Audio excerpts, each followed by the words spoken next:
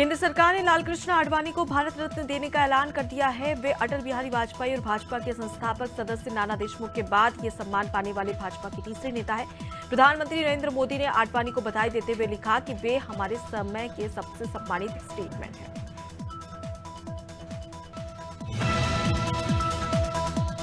ग्वालियर में केंद्रीय मंत्री ज्योतिरादित्य सिंधिया ने बड़ा बयान दिया है। सिंधिया ने भाजपा के वरिष्ठ नेता लालकृष्ण आडवाणी को भारत रत्न देने के फैसले का स्वागत किया। उन्होंने कहा कि लालकृष्ण आडवाणी के जीवन की तपस्या जनसेवा रही है। लालकृष्ण आडवाणी का जीवन संघर्ष का जीवन रहा है।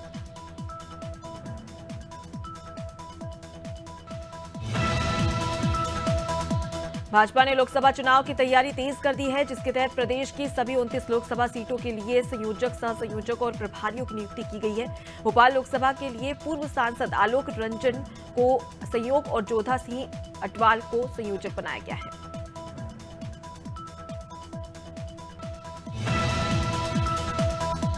मुख्यमंत्री पुष्कर सिंह धामी ने पौड़ी में 800 करोड़ की लागत की कई विकास योजनाओं का शिलान्यास और लोकार्पण किया। इस दौरान सीएम ने एक विशाल जनसभा को भी संबोधित किया। उन्होंने कहा कि इन कल्याणकारी योजनाओं से पौड़ी गढ़वाल का और तेजी से विकास होगा। प्रधानमंत्री नरेंद्र मोदी के नेतृत्व में डबल इंजन सरकार पूरे उत्तराखंड का विकास कर रही है। मुख्यमंत्री डॉक्टर मोहन यादव के निर्देश पर उज्जैन में विक्रम उत्सव की अवधि 1 माह तक बढ़ा दी गई है। इस उत्सव में 1 माह का विक्रम व्यापार मेला भी लगाया जा रहा है। इस मेले में ऑटोमोबाइल सेक्टर में अस्थायी दुकान लगाने वाले संचालकों को उज्जैन आरटीओ ने टैक्स में छूट दी है।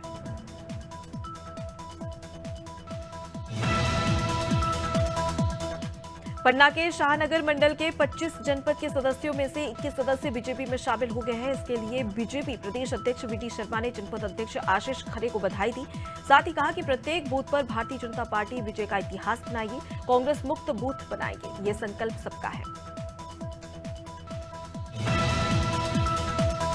छत्तीसगढ़ के पूर्व मुख्यमंत्री भूपेश बघेल ने ईवीएम को लेकर सवाल उठाए हैं। पूर्व सीएम ने तर्क दिया है कि यहां से बैठकर जब दूसरे ग्रह की मशीन को ठीक किया जा सकता है तो ईवीएम को भी हैक किया जा सकता है।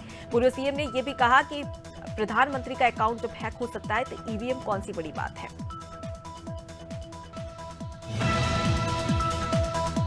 दिल्ली क्राइम ब्रांच ने केजरीवाल सरकार में मंत्री और आप नेता आतिशी को विधायकों की खरीद फरोख्त मामले में नोटिस दिया है। क्राइम ब्रांच की टीम रविवार की सुबह आतिशी के घर पहुंची थी। हालांकि वो घर पर नहीं थी। उन्होंने अपने कैंप ऑफिस के अफसरों को नोटिस रिसीव करने को कहा।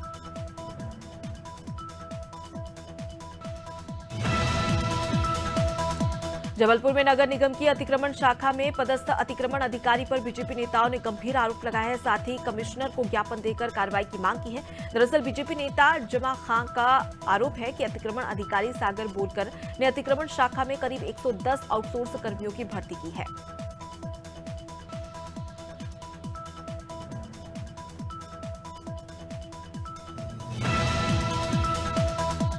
दतिया में बेखौफ बाइक सवार बदमाशों ने फायरिंग कर दी, जिसका वीडियो सोशल मीडिया पर वायरल हो गया। आपको बता दें कि फायरिंग की घटना सिद्धार्थ और राजघाट कॉलोनी की है। वीडियो में दिखाई दे रहा है कि अज्ञात बदमाशों ने घरों पर ताबड़तोड़ फायरिंग कर दी है। आपको बता दें कि फायरिंग करने वाले बदमाश सीसीटीवी कैमरे में कैद हो गया है। फिलहाल पुलिस मामले की जांच कर रही है।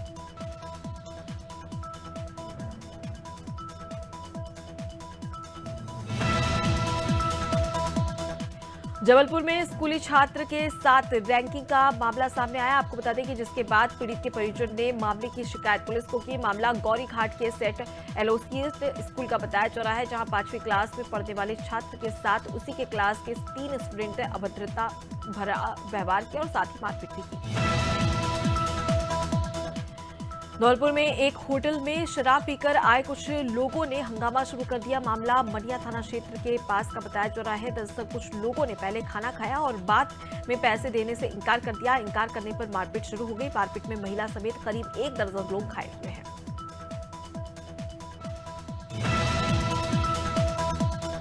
खुशामी पुलिस ने लापता हुई 3 सगी बहनों को बरामद कर लिया है। पुलिस ने चित्रकूट जिले के सहकुलशल तीनों बहनों को बरामद कर लिया है। मामला कड़ाथाम थाना क्षेत्र का बताया जा रहा है, जहां 4 दिन पहले 3 नाबालिग सगी बहनें घर के बाहर से लापता हो गई थी। क्षेत्राधिकारी अवधेश कुमार ने बताया कि सोशल मीडिया और सीसीटीवी की मदद से चित्रकूट जिले के बच्चों को बरामद कर लिया गया है। बिजनौर में पुलिस ने मासूम बच्चे का अपहरण करने वाले 2 आरोपियों को गिरफ्तार कर लिया है। मासूम बच्चा अपने घर के बाहर खेल रहा था, तभी पड़ोस के रहने वाले 2 युवकों ने बच्चे का बहला फुसलाकर उसे किडनैप कर लिया और अपहरणकर्ताओं ने घर वालों से फिरौती भी मांगी। परिजनों ने घटना की शिकायत पुलिस से की। पुलिस ने कार्रवाई करते हुए दोनों आरोपियों को गिरफ्तार कर लिया है। जबलपुर के जीआरपी पुलिस ने एक युवक के कब्जे से 12 किलो गांजा बरामद कर लिया है। साथ ही आरोपी को भी गिरफ्तार कर लिया गया। बरामद माल की कीमत 2,40,000 रुपए बताई जा रही है। जीआरपी पुलिस लगातार ट्रेनों के माध्यम से अवैध मादक पदार्थों पर अंकुश लगाने के लिए अभियान भी चला रही है। इस दौरान जीआरपी पुलिस ने प्लेटफॉर्म नंबर 1 से आरोपी को गिरफ्तार किया। रीवा में पुलिस ने लूट की योजना बनाते हुए 4 आरोपियों को गिरफ्तार कर लिया। मामला विश्वविद्यालय थाना क्षेत्र के नेशनल हाईवे का बताया जा रहा है, जहां चारों आरोपी आने जाने वाले ट्रकों और उन वाहनों को लूटने की योजना बना रहे थे। इस दौरान पुलिस ने चारों आरोपियों को गिरफ्तार कर लिया है। वहीं 2 आरोपी अंधेरे का फायदा उठाकर फरार हो गए। ग्वालियर में बाल संप्रेषण गृह से फरार हाई प्रोफाइल अक्षया यादव हत्याकांड के एक आरोपी को पुलिस ने गिरफ्तार कर लिया है। पुलिस ने आरोपी को उत्तर प्रदेश से उसके नाना के घर से हिरासत में ले लिया। आरोपी बाल संप्रेषण गृह से फरार होकर अपने नाना के घर आराम फरमा रहा था। पुलिस ने आरोपी को फिर से बाल संप्रेषण गृह में भेज दिया है।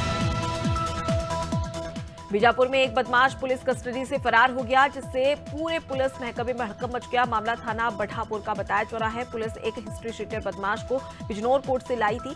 इसी दौरान हिस्ट्री शीटर बदमाश हथकड़ी से हाथ निकालकर पुलिस की कस्टडी से फिल्मी स्टाइल में फरार हो गया। फिलहाल कई थानों की पुलिस जगह जगह हिस्ट्री शीटर बदमाश की तलाश कर रही है।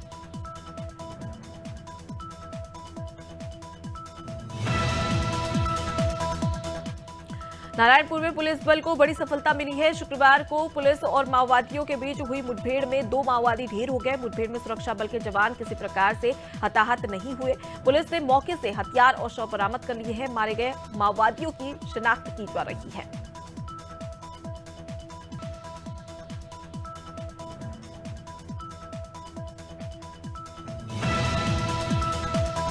झाबुआ जिले में नाबालिग के साथ दुष्कर्म करने वाले तांत्रिक को पुलिस ने गिरफ्तार कर लिया है। दरअसल काकनवाली थाना क्षेत्र के नाबालिग ने आत्महत्या कर ली थी, जहां पोस्टमार्टम रिपोर्ट में नाबालिग गर्भवती पाई गई थी, जिसके बाद परिजनों ने तांत्रिक पर झाड़ू फूंक के नाम पर नाबालिग से दुष्कर्म करने का आरोप लगाया था। परिजन की शिकायत पर काकनवाली पुलिस ने आरोपी को गिरफ्तार कर लिया है। सूरत कोर्ट में 4 साल की बच्ची से दुष्कर्म केस में आरोपी को दोषी ठहराया है और आरोपी को 20 साल की कैद की सजा सुनाई गई है। केस में पहचान परेड में बच्ची ने आरोपी की पहचान की थी, साथ ही गवाही भी दी थी। कोर्ट ने पीड़िता को 4 लाख रुपए चुकाने का भी आदेश दे दिया है।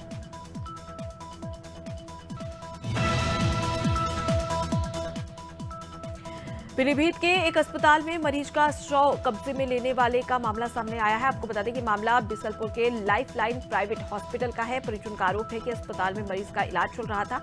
इस दौरान मरीज की मौत हो गई। मौत के बाद अस्पताल ने 21,000 का बिल पेश किया, जिसे भरने में परिजन असमर्थ थे, तो अस्पताल ने शव को कब्जे में लिया। नरसिंहगढ़ क्षेत्र में आए दिन लूट की घटना सामने आ रही है, तो वहीं पुलिस भी बढ़ते अपराधों पर अंकुश लगाने का प्रयास कर रही है। बीती रात नरसिंहगढ़ और कुरावर नगर में घटनाएं हुई। कुरावर नगर में एक मोबाइल दुकान पर अज्ञात आरोपियों ने फायरिंग कर दी, तो वहीं नरसिंहगढ़ नगर में फिलिंग पेट्रोल पंप पर नकाबपोश आरोपियों ने बंदूकी नोक पर लूट की।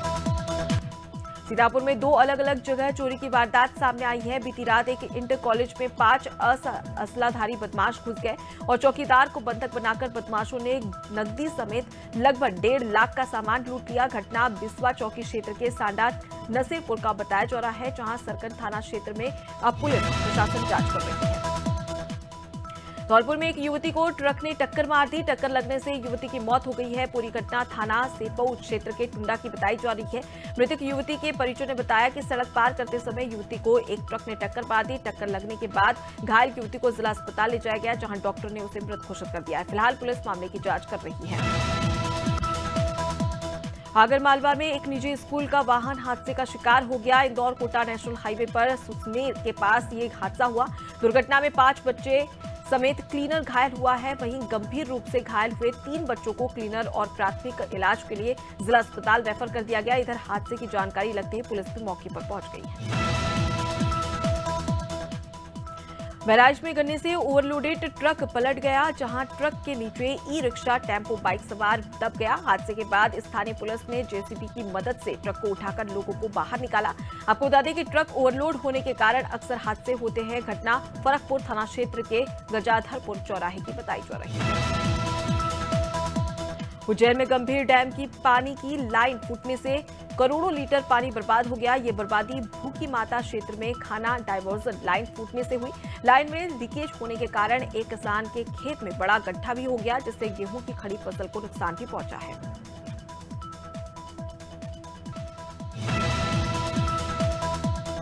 गुना में एबी रोड स्थित नाले किनारे बनी गुमटियों को प्रशासन ने हटाने के लिए दुकानदारों को चेतावनी दी है, जिसे लेकर दुकानदारों ने नगर पालिका और तहसील कार्यालय पहुंचकर अधिकारियों से गुहार लगाई। दुकानदारों का कहना है कि वे चाय पानी और गाड़ियों की मरम्मत कर परिवार का पालन पोषण करते हैं और अगर दुकान हटा दी तो उनके परिवार के सामने आर्थिक संकट आ जाएगा।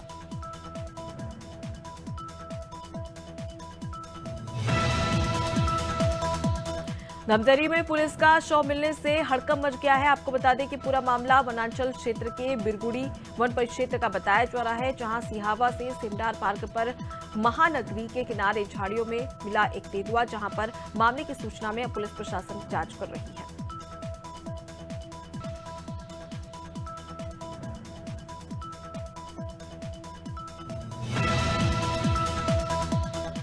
देवास सिविल लाइंस थाने को बड़ी उपलब्धि मिली है। आपको बता दें कि थाने के देश के उत्कृष्ट 10 थानों से चयनित किया गया है। पुलिस अधीक्षक संपत उपाध्याय का कहना है कि बड़ी ही गौरव की बात है। इस कार्य में टीआई अजय चांदना और उनकी टीम का बड़ा योगदान रहा है।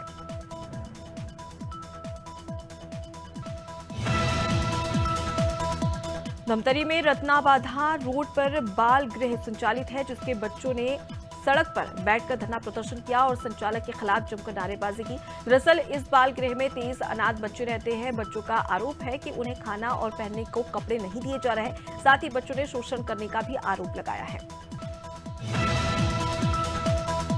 जबलपुर में रबी की फसल के लिए 5 फरवरी से पंजीयन प्रारंभ हो रहा है। कलेक्टर दीपक सक्सेना ने बताया कि रबी की फसल के मद्देनजर सिकमीनामा करने वाले किसान 5 फरवरी से पंजीयन करा सकते हैं। कलेक्टर ने किसानों को पंजीयन के बारे में जानकारी भी दी है।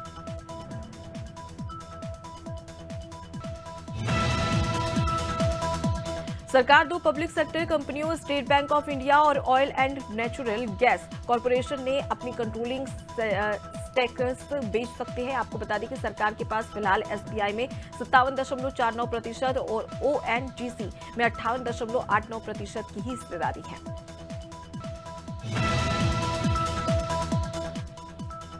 शिवपुरी के तात्या टोपे खेल परिसर में सांसद खेल महोत्सव के तहत 2 दिवसीय खेल प्रतियोगिता का आयोजन हुआ, जिसमें शिवपुरी जिले के अलग अलग तहसीलों सहित शिवपुरी के खिलाड़ियों ने भी भाग लिया। इस मौके पर केंद्रीय मंत्री ज्योतिरादित्य सिंधिया ने प्रतियोगिता के समापन समारोह में शिरकत की। साथ ही खिलाड़ियों का उत्साहवर्धन भी करते नजर आए।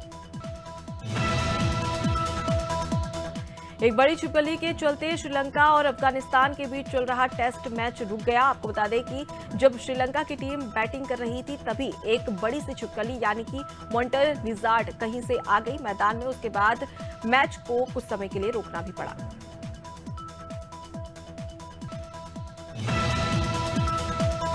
युवा लेफ्टी यशस्वी जायसवाल के दोहरे शतक के बाद एक और दुनिया भर से उनकी तारीफें बटोरी जा रही है, तो गौतम गंभीर ने भी अलग से उनकी सराहना की है।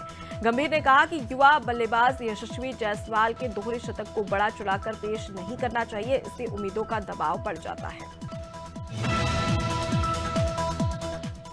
डेविस कप वर्ल्ड ग्रुप 1 के प्लेऑफ मुकाबले में भारतीय खिलाड़ियों ने दमदार खेल दिखाते हुए पाकिस्तान पर 2-0 से बढ़त बना ली है। भारत के राम कुमार रामनाथन और एन श्रीराम बाला ने बेहतरीन प्रदर्शन से ये जीत हासिल की है। पाकिस्तान के एहसास उल हक ने शुरुआती मैच में कड़ी चुनौती पेश की थी।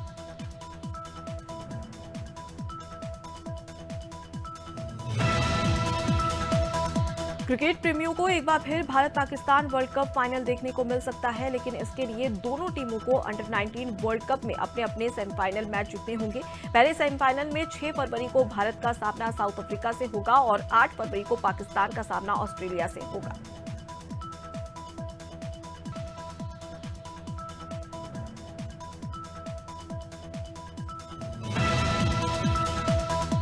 भारतीय टीम के स्टार बल्लेबाज विराट कोहली एक बार फिर से पिता बनने वाले हैं। इस बात का खुलासा दक्षिण अफ्रीका के पूर्व कप्तान एबी डिविलियर्स ने क्या किया। दरअसल कोहली ने भारत और इंग्लैंड के बीच जारी 5 मैचों की टेस्ट सीरीज के पहले और दूसरे मुकाबले से अपना नाम वापस ले लिया है।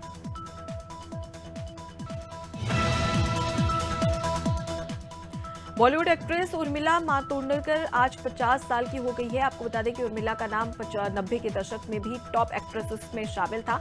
इन्होंने जुदाई, रंगीला, सत्या, भूत और कौन जैसी कई सारी बेहतरीन फिल्में की है और अब 16 साल बाद उर्मिला को ओटीटी के जरिए एक्टिंग में कमबैक करने का मौका मिला है।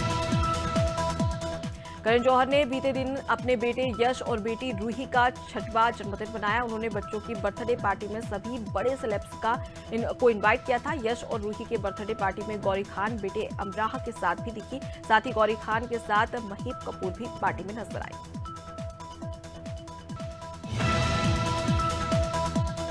मनोज वाजपेयी हाल ही में एक अवार्ड फंक्शन में शामिल हुए। फंक्शन में मनोज वाजपेयी को अवार्ड से सम्मानित किया गया। आपको बता दें कि मनोज वाजपेयी को फिल्म जुर्म के लिए अवार्ड मिला, लेकिन अवार्ड मिलने के बाद मनोज ने कार्तिक आर्यन की जमकर तारीफ की। मनोज वाजपेयी ने स्पीच देते हुए कार्तिक को मंच पर बुलाया और उन्हें इंडस्ट्री में आउटसाइडर लोगों का सच्चा रिप्रेजेंटेटिव बताया। हाल ही में Bigg Boss OTT fame Manisha Rani ने अपनी पहली luxury car Mercedes Benz A class खरीद ली है। इस कार की कीमत तकरीबन 35 लाख रुपए बताई जा रही है। साथ ही मनीषा ने बिहार में एक आलीशान घर भी खरीदा जिसकी कीमत लाखों में गिनी जा रही है। आपको बता दें कि इन दिनों मनीषा रानी रियलिटी शो झलक दिखला जा 11 में बतौर कंटेस्टेंट नजर आ रही है।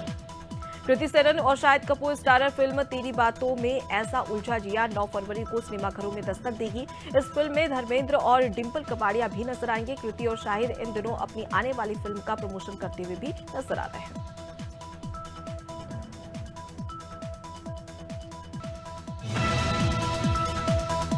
मध्य प्रदेश के ग्वालियर, श्योपुर, मुरैना और भिंड में आज ओले गिर सकते हैं। यहां 40 से 50 किलोमीटर प्रति घंटा की रफ्तार से हवाएं भी चलने का अनुमान है। गुना, शिवपुरी और साथ ही नीमच, अशोकनगर, दतिया, निवाड़ी, टीकमगढ़, पन्ना और छतरपुर में कहीं कहीं हल्की बूंदाबांदी तो 30 से 40 किलोमीटर की रफ्तार से हवा चल सकती है।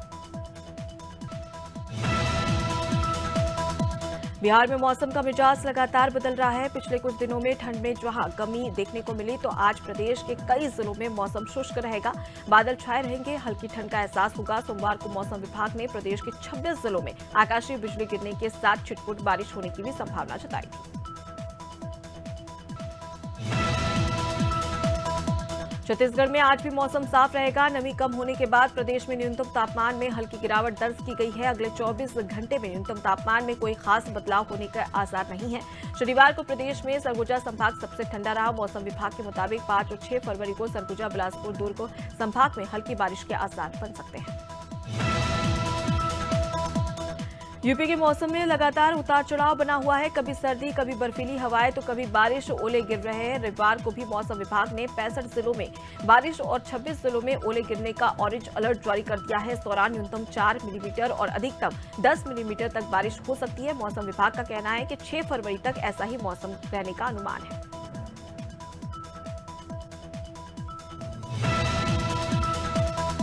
सीकर में शनिवार को पूरे दिन बादल छाने और बूंदाबांदी के चलते रात के तापमान में 3 डिग्री से ज्यादा की बढ़ोतरी दर्ज की गई है। देर रात से ही कई इलाकों में बूंदाबांदी का दौर शुरू हो चुका था। आपको बता दें कि सुबह भी जिले के ज्यादातर इलाकों में घने बादल छाए रहे। आपको बता दें कि यदि आज के तापमान तो सीकर में कृषि अनुसंधान केंद्र फतेहपुर पर न्यूनतम तापमान 14.5 डिग्री दर्ज किया गया है।